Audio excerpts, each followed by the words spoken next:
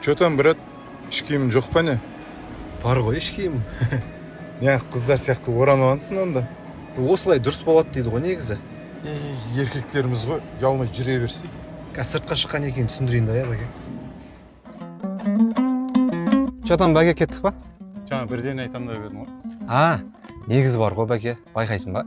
Ата-бабаларымыздың тіпті мынау алаш зиялыларын алып қарасаң да, ешқайсысының саны жалтыраған, тізесі ашылып тұрған суреттер жоқ қой, Ата дінімізде еркектердің кіндігі мен тізесінің арасы әурет болып есептелінеді екен ғой.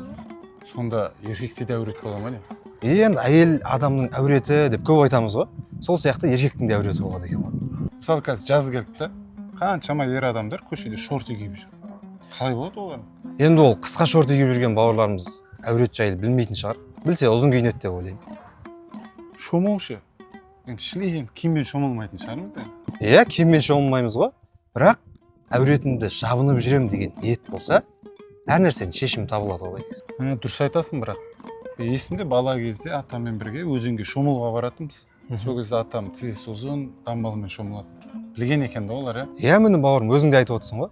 Негізі аталарымыз бар ғой. Дін мен дәстүрді ұштастырып, керемет қылып ұстанған ғой,